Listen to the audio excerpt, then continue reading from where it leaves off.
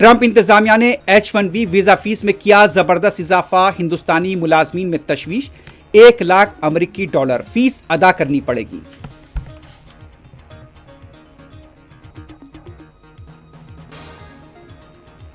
गुजरात के भावनगर में 34,200 करोड़ रुपए के तरक्याती कामों का वजीर आजम नरेंद्र मोदी ने रखा संग बुनियाद।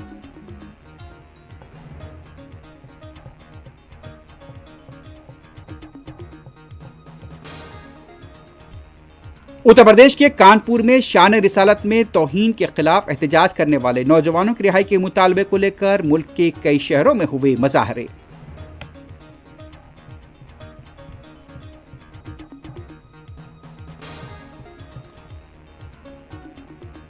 मुंबई अहमदाबाद ब्लड ट्रेन के कामों में तेजी, मरकजी वजीर अश्वनी वैष्णव ने लिया कामों का जायजा।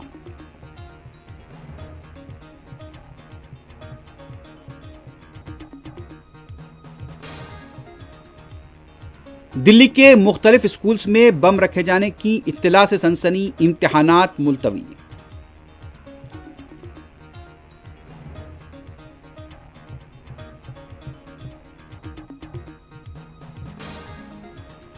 गजा में यहूदी फौज की ताजा बर्बरियत ने मजीद 60 से ज्यादा फलस्तीनी शहीद। मगरबी किनारे में जारहाना कार्रवाइयां, नक्ल मकानी करने वालों की तादाद तकरीबन 5 लाख तक पहुंच गई।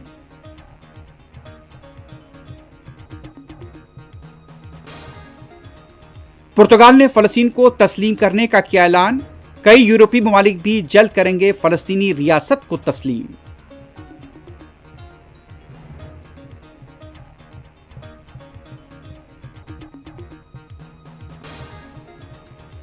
दुनिया को इसराइल से डरने की जरूरत नहीं है, यूएन चीफ एंटोनियो गुतरेस का रद्देअमल।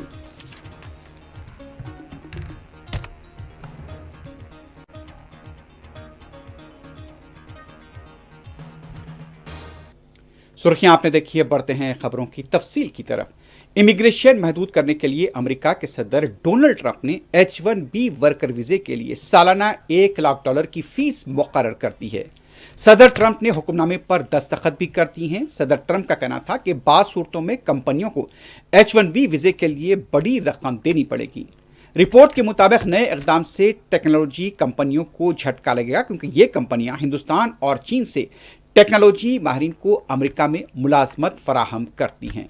खास तौर पर यह देखा जा रहा है कि अमेरिकी सदर ट्रंप के इस फैसले से हिंदुस्तान के प्रोफेशनल्स को भी मुश्किलात का सामना करना पड़ सकता है।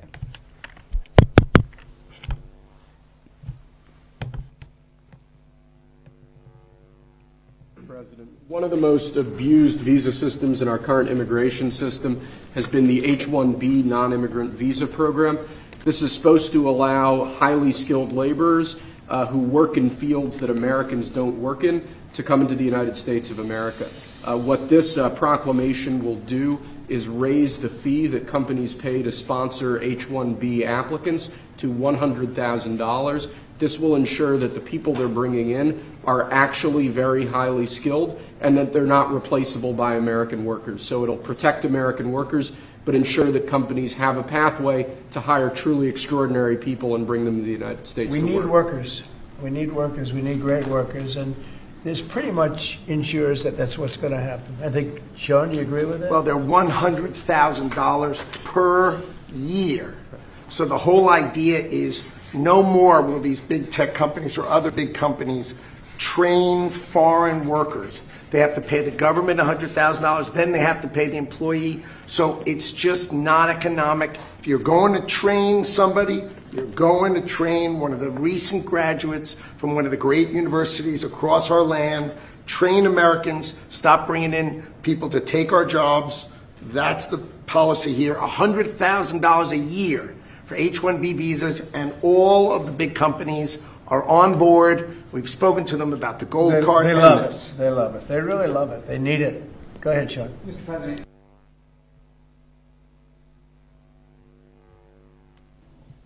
वजीर आजम नरेंद्र मोदी ने आज गुजरात के भावनगर में तकरीबन 34,200 करोड़ रुपए के तरक्याती कामों का संग बुनियाद रखा।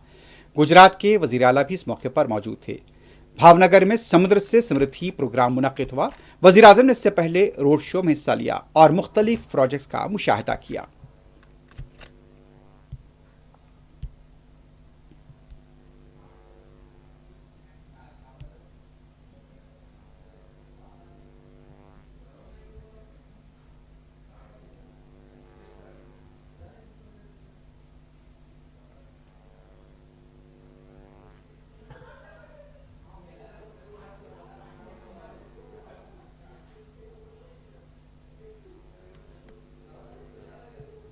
मिलादुन्नबी के मौके पर उत्तर प्रदेश के कानपुर में शान रिसालत में लगाए गए पोस्टर्स के साथ छेड़छाड़ और तौहीन करने पर एहतजाज करने वाले नौजवानों की गिरफ्तारी को लेकर मुल्क के मुख्तलिफ मकामात पर एहतजाजी मुजाहरे हुए हैं। गुजरात, महाराष्ट्र, तेलंगाना, दिल्ली, राजस्थान और दूसरी रियासतों में भी मुसलमानों ने एहतजाज किया। उन्होंने मुतालबा किया कि कानपुर पुलिस की तरफ से जिन नौजवानों के खिलाफ केस दर्ज किया गया है उससे दस्तबरदारी इख्तियार की जाए और उन्हें फौरी रिहा किया जाए।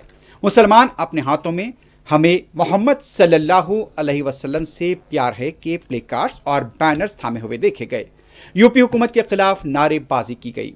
गुज़िश्ता रोज भी कई मुकामात पर एहतजाजी मुजाहरे हुए थे और इन मुजाहरों के दौरान मुसलमानों का यही कहना था कि जिस तरह से यहाँ पर एक तरह की मुनज़्ज़म साजिश के तहत शान रिसालत में गुस्ताखी की जा रही है वो नाकाबिले बर्दाश्त है। और कई इलाकों में एहतजाज किया गया और नौजवानों की बड़ी तादाद यहाँ पर शरीक हुई और उनके हाथों में हमें मोहम्मद सल्लल्लाहु अलैहि वसल्लम से प्यार है के नारे दर्ज किया गया। प्ले कार्ड्स भी देखे गए।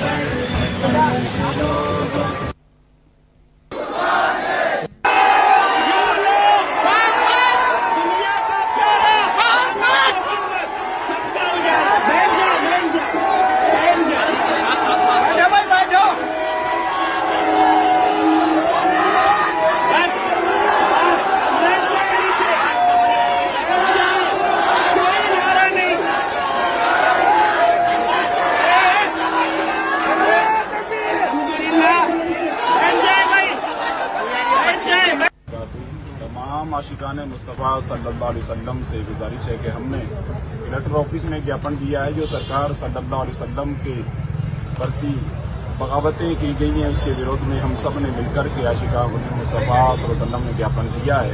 जहाँ कहीं भी दुनिया के किसी भी कोने में आका सल्लल्लाहु अलैहि वसल्लम के ज़ात के बारे में कुछ खिलवाड़ होगा, आशिकान मुस्तफ़ा सल्लल्लाहु अलैहि वसल्लम कल भी खामोश नहीं थे, आज भी खामोश नहीं बैठेंगे, क़यामत तक इंशाल्लाह खामोश नहीं बैठेंगे। हमें किसी भी हाल में अपने आका की शान में गुस्ताखी बर्दाश्त नहीं है इंशाअल्लाह। अस्सलाम वालेकुम। यही बरकत हो।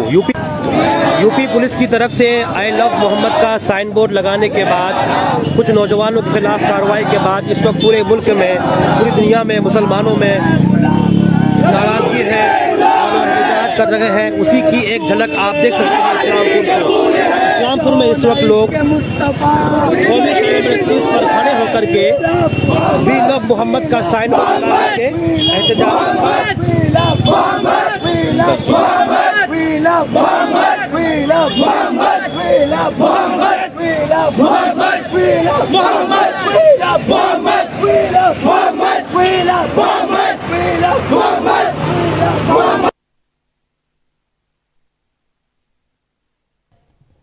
मरकजी वजीर रेलवे अश्वनी वैष्णव ने Mumbai Ahmedabad bullet train project का माना किया। वजीर रेलवे ने बताया कि 4.8 किलोमीटर ज़ेर समंदर टनल का काम भी मुकम्मल हुआ है। बुलेट ट्रेन का काम तेजी से जारी है। उन्होंने बताया कि हर आधे घंटे में ट्रेन चलाई जाएगी, इससे मुसाफिरीन को काफ़ी सहूलत होगी।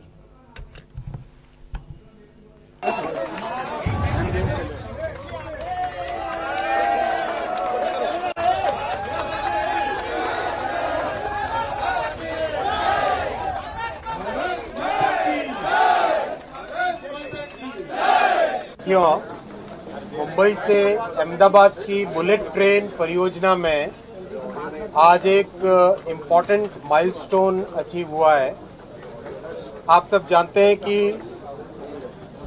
मुंबई से ठाणे के बीच में जो क्रीक है उसके नीचे से, समुद्र के नीचे से एक टनल का निर्माण किया जा रहा है। समुद्र के नीचे से एक टनल का निर्माण किया जा रहा है।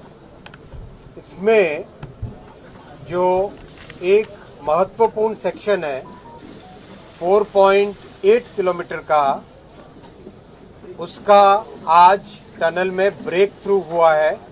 उसके लिए आप सबको बहुत बहुत बधाई। ये इस पूरे प्रोजेक्ट के लिए बहुत इम्पोर्टेंट माइलस्टोन है। अहमदाबाद मुंबई के इस इम्पोर्टेंट प्रोजेक्ट का कल जापान की टीम आई थी, उनके वाइस मिनिस्टर आए थे, उन्होंने पूरा रिव्यू किया और जम्मू कश्मीर के उधमपुर में गुज़िश्ता रोज हुए इनकाउंटर के बाद सिक्योरिटी फोर्सेस चौकस है। सुजधार के इलाके में इनकाउंटर हुआ था। आज भी उधमपुर, जम्मू, श्रीनगर कौमी शाहराह पर सिक्योरिटी फोर्सेस को चौकस देखा गया है।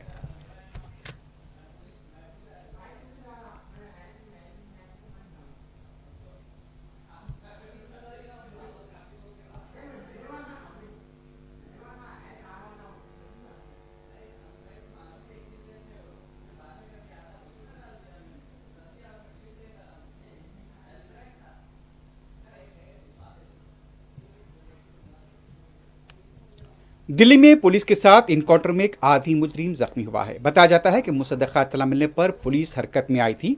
गोगी गैंग के कारकुन को पुलिस ने गिरफ्तार करने की कोशिश की। इस दौरान इनकाउंटर हुआ और वो पुलिस के साथ मुठभेड़ में जख्मी हुआ। 2 आधी मुजरिमीन फरार होने में कामयाब हो गए हैं और उनकी तलाश जारी है।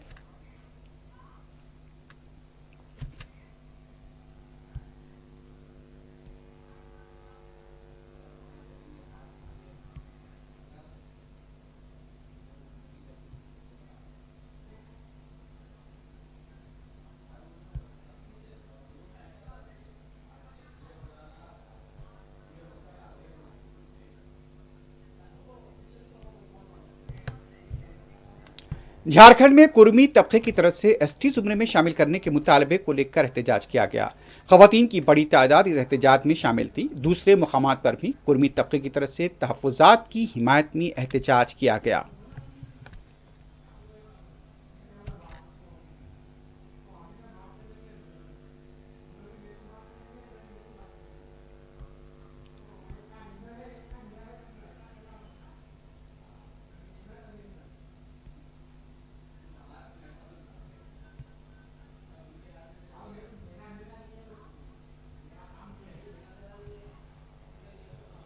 दिल्ली के स्कूल्स में एक बार फिर बम की धमकियां दी गई हैं और ईमेल मौसूल हुआ है।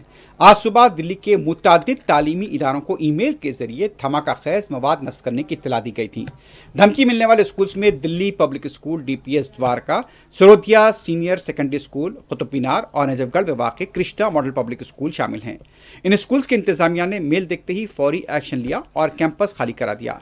सुबह के वक्त जब बच्चे और असातिज़ा स्कूल पहुंचे तो अचानक मौसूल होने वाली इस इत्तला ने माहौल को और भी खौफ हरास में मुब्तला कर दिया। स्कूल इंतजामिया ने तलबा को फौरी तौर पर महफूज जगह मुंतकिल किया और पुलिस को इत्तला दी गई। इत्तला मिलते ही दिल्ली पुलिस, बम स्क्वाड और फायर ब्रिगेड की टीमें मुकाम वाक़े पर पहुंच गई। पूरे स्कूल्स के अहाते की बारीकी से तलाशी की गई।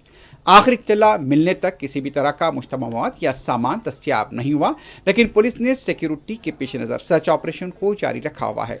हर स्कूल के अंदर और अतराफ में फोर्सेस को तैनात किया गया ताकि किसी भी नाखुशगवार वाक़े से निपटा जा सके। सरपरस्तों में भी इस बात को लेकर यहाँ पर फिक्रमंदी देखी गई।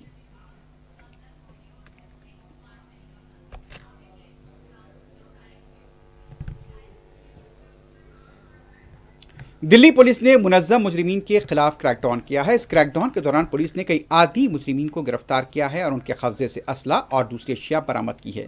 पुलिस के मुताबिक ये टोलियां मुख्तलिफ इलाकों में सरगर्म थीं और उनके खिलाफ कार्रवाई की गई। दिल्ली पुलिस ने बताया कि तकरीबन 63 अफराद को गिरफ्तार किया गया है। 15 पिस्टल, MDMA, कोकीन भी इनके पास से जब्त की गई है।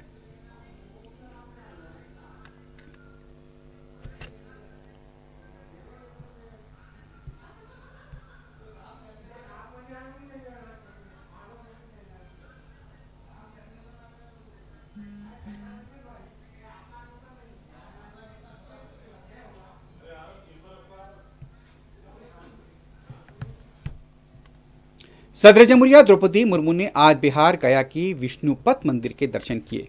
सदर जमहूरिया इस वक्त बिहार के दौरे पर हैं। उनके हमरा मुकामी अमला भी मौजूद था।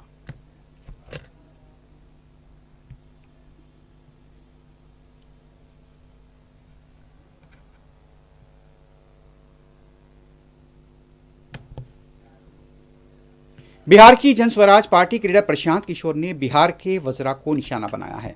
मीडिया से बात करते हुए प्रशांत किशोर ने बाज़ वज़रा के नाम लिया और कहा कि ये वज़रा बदउनवानियों में मुलविस हैं। उन्होंने नायब वज़ीर-ए-आला सम्राट चौधरी के नाम को भी तंज का निशाना बनाया और कहा कि अलग अलग मुकामात पर उनके अलग अलग नाम इस्तेमाल किए जाते हैं। प्रशांत किशोर का यह भी कहना था कि बिहार की हुकूमत के वजीर ने करप्शन में तो अपना रिकॉर्ड कायम किया है। उन्होंने वज़ीर-ए-आला नीतीश कुमार के करीबी अशोक चौधरी के नाम का हवाला दिया, जिनकी बेनामी जायदादें हैं, और उनके दस्तावेजात को भी पेश किया।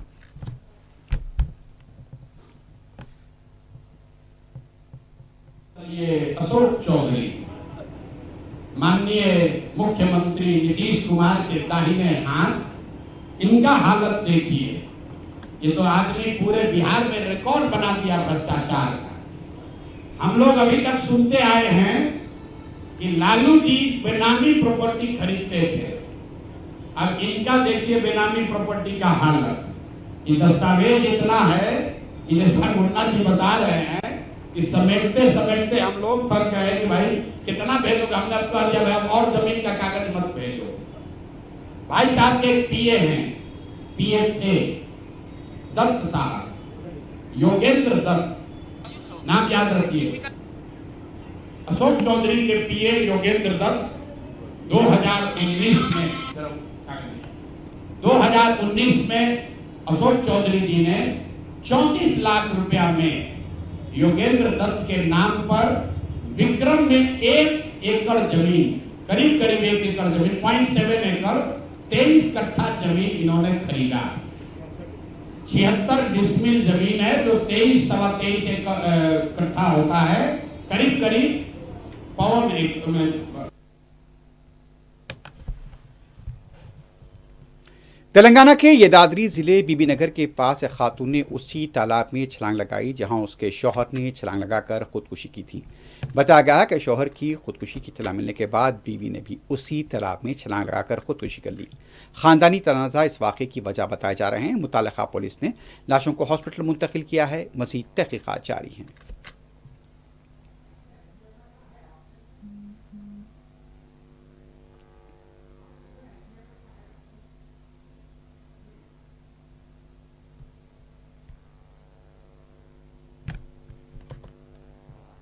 अब बढ़ते हैं बैनुल-अक़वामी खबरों पर। सबसे तरफ बात करते हैं गाज़ा की। इस्राईली फ़ौज ने 24 घंटों के दौरान मज़ीद 60 से ज़्यादा फ़लस्तीनियों को शहीद किया है। सिर्फ जुमे के दिन 45 फ़लस्तीनियों को हलाक किया गया था। गुज़िश्ता रोज़ सुबह जनूबी गाज़ा के सबरा मोहल्ले में वाक़ स्कूल पर फ़िज़ाई हमला किया गया, जहाँ बेघर अफराद पनाह लिए हुए थे। इस हमले में दर्जनों अफराद शहीद हुए और बास के ज़ख्मी होने की इत्तलात है। बताया जाता है कि क्वाडकॉप्टर के जरिए यहाँ पर ड्रोन हमले किए गए। हमले के बाद आग लगी हुई देखी गई, चीखो पुकार की आवाज़ें सुनी गईं। इससे पहले जुमे को इस्राईली फ़ौज ने ऐलान किया था कि गाज़ा शहर को बेमिसाल ताकत से निशाना बनाएगी। उसने शहरियों को इलाका खाली करने पर जोर दिया था। गाज़ा पर मंगल से ज़मीनी ऑपरेशन के आगाज़ के बाद से शदीद बमबारी की जा रही है और हर जगह पर चीखो पुकार की आवाज़ें सुनी गई हैं। रात के औक़ात में भी बमबारी हो रही है और कई लोग अपना घर बार छोड़ कर जा रहे हैं। हर तरफ गाज़ा के अंदर सुबह से लेकर शाम तक धुआं देखा जा रहा है और मुसलसल चीखो पुकार की आवाज़ें सुनी जा रही हैं।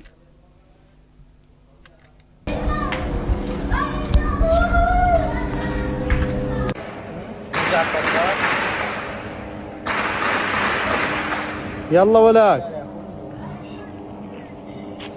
دجت على الشارع حسب من الشرب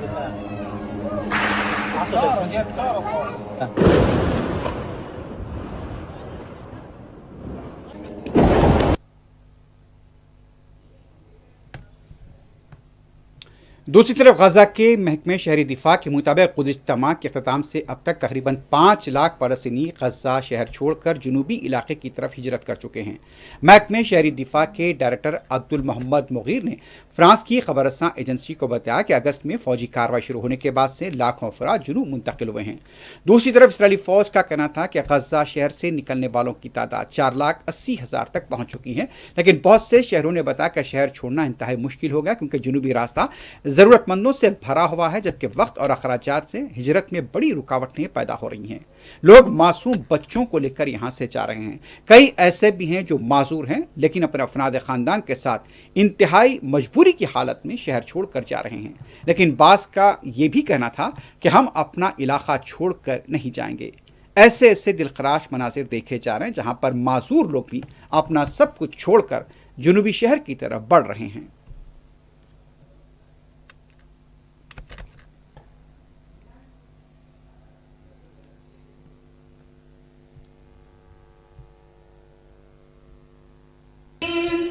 ووصينا الإنسان بوالديه حملته أمه وهنا على وهن وفصاله في عامين أن اشكر لي ولوالدي.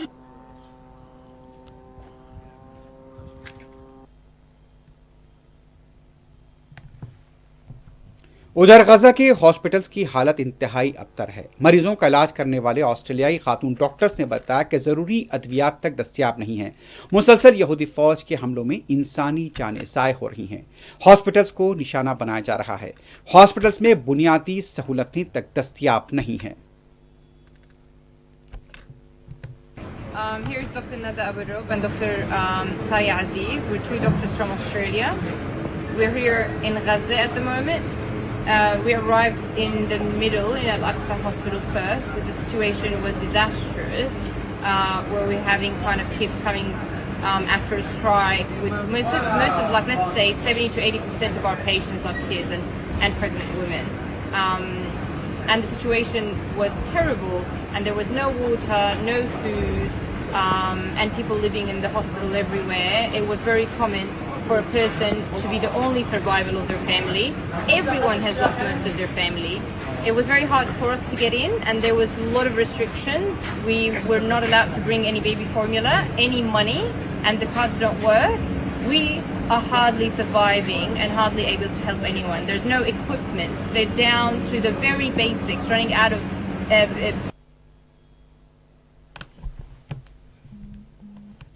गजा के एक बच्चे की तस्वीर फलस्तीनियों के अज़्म को जाहिर करती है। यह मासूम बच्चा आटे की बोरी उठाकर ले जाने की कोशिश कर रहा है।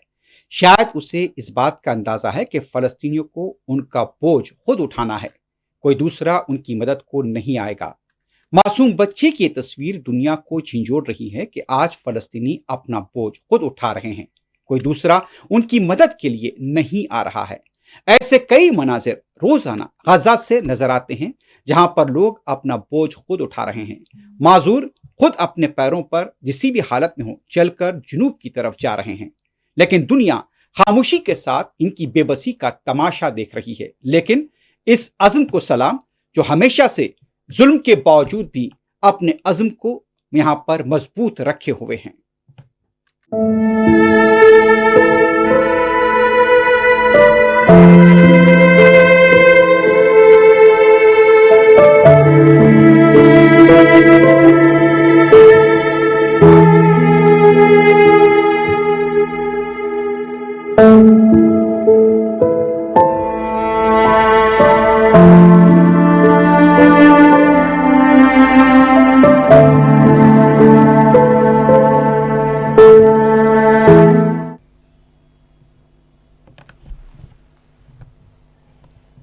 मगरबी किनारे के रमल्ला, नेबलस और हेब्रोन में यहूदी फौज ने जालिमाना हमले किए हैं। कई मुखान से फलस्तीनियों को गिरफ्तार भी कर लिया गया।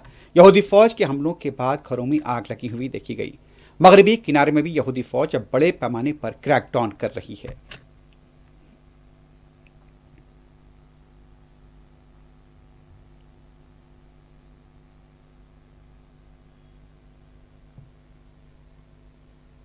अमेरिका के सदर डोनाल्ड ट्रंप अभी भी गाजा में इसराइल की तरफ से फलस्तीनियों की नस्लकुशी को कबूल करने के लिए तैयार नहीं है।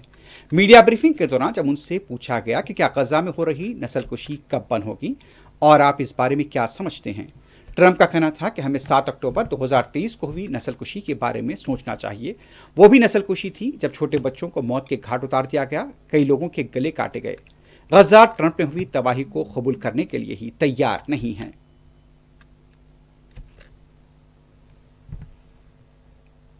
अक़वाम मुत्तहिदा के सेक्रेटरी जनरल एंटोनियो गुतरेस ने कहा कि आलमी बरादरी को इसराइली रद्देअमल के खौफ में मुब्तला नहीं होना चाहिए, बल्कि इसराइल की गाजा में जंग और मगरबी किनारे को बतदरीज जम करने की कोशिशों पर खुलकर बात करनी चाहिए।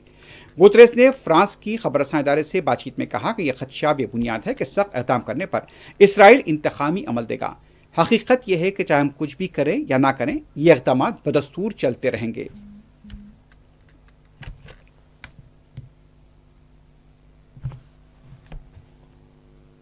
इसराइल और यमन के हौसियों के दरमियान कशीदगी एक नए मोड़ तक पहुंच चुकी है। इसराइल के वजीर दिफा कैट्स ने यमन में हौसियों के रहनुमा अब्दुल मलिक हौसी को बराह रास्त धमकी देते हुए कहा कि तुम्हारी बारी भी आएगी। उन्होंने सोशल मीडिया प्लेटफॉर्म एक्स पर अपने पैगाम में लिखा कि अब्दुल मलिक हौसी को अपनी हुकूमत के दीगर अरकान से मुलाकात के लिए भेजा जाएगा।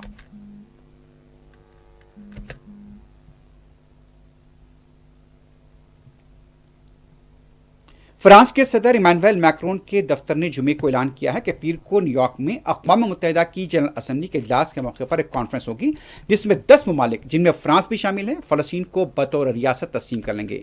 इन ममालिक में फ्रांस, बरतानिया, Australia, Canada, Belgium, Luxembourg, Portugal, Malta, Andorra और सैन मैरिनो शामिल हैं। फ्रांस के सदर मैक्रोन के मुशीर के मुताबिक ऐलान बाज़ाब्ता तौर पर कॉन्फ्रेंस में किया जाएगा। फ्रांस ने खबरदार किया है कि इसराइल अगर मगरबी किनारे को जम करने की तरफ बढ़ता है तो एक वाज़ेह रेड लाइन होगी और इसे बैनुल अक़वामी कानून की सबसे बड़ी खिलाफ वर्जी तस्वुर किया जाएगा।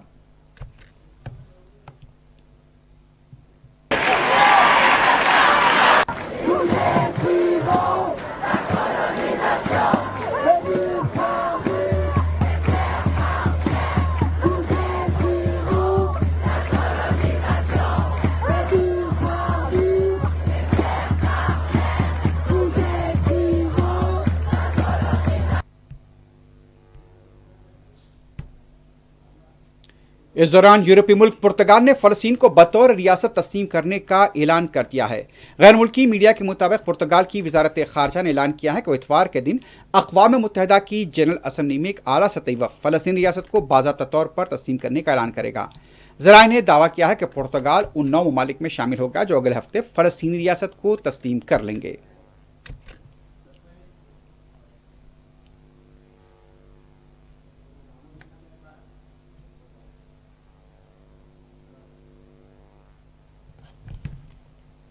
अक़वाम मुत्तहिदा की जनरल असम्बली ने जुमे को फ़लस्तीन के सदर महमूद अब्बास को आइंदा दिनों आलमी रहनुमाओं के सालाना इजलास में वीडियो लिंक के जरिए खिताब की इजाज़त दे दी है।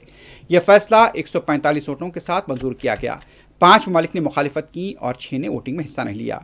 वाज़ेह अमरीका ने महमूद अब्बास को न्यूयॉर्क का वीज़ा देने से इनकार कर दिया था, जिसके बाद ये मुतबादिल इंतज़ाम किया गया है।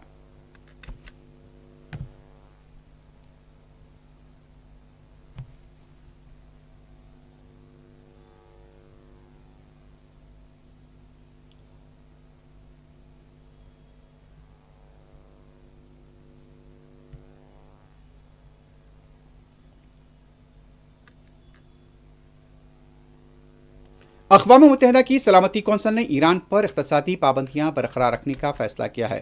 खबर रसां एजेंसी के मुताबिक आज होने वाली रायशुमारी में 4 के मुकाबले 9 वोटों से करारदाद मंजूर नहीं हो पाई, जिसके नतीजे में अगर किसी नए माहदे पर पेशरफ न हुई तो 28 सितंबर तक पाबंदियां खुद ब खुद बहाल हो जाएंगी।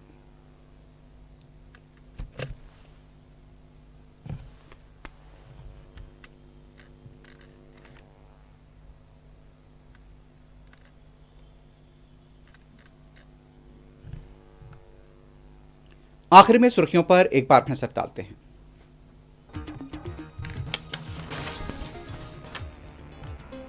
ट्रंप इंतजामिया ने H-1B वीजा फीस में किया जबरदस्त इजाफा, हिंदुस्तानी मुलाजमीन में तशवीश, 1 लाख अमेरिकी डॉलर फीस अदा करनी पड़ेगी।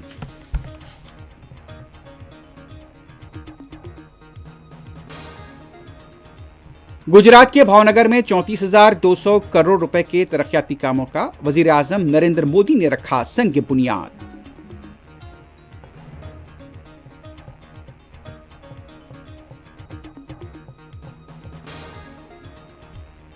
उत्तर प्रदेश के कानपुर में शान रिसालत में तौहीन के खिलाफ एहतजाज करने वाले नौजवानों की रिहाई के मुतालबे को लेकर मुल्क के कई शहरों में हुए मुजाहरे।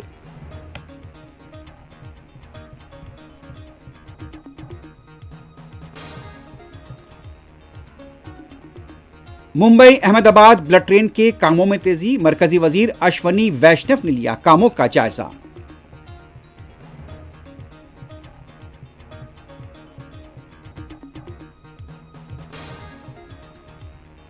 दिल्ली के मुख्तलिफ स्कूल्स में बम रखे जाने की इत्तला से सनसनी, इम्तिहानात मुलतवी।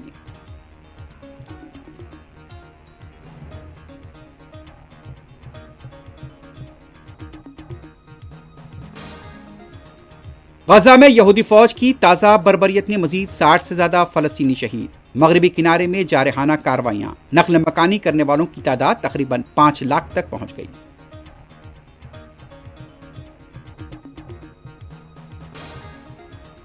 पुर्तगाल ने फलस्तीन को तस्लीम करने का किया ऐलान।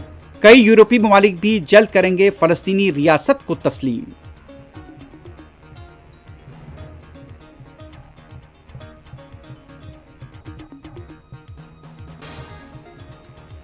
दुनिया को इसराइल से डरने की जरूरत नहीं है, यूएन चीफ एंटोनियो गुतरेस का रद्देअमल।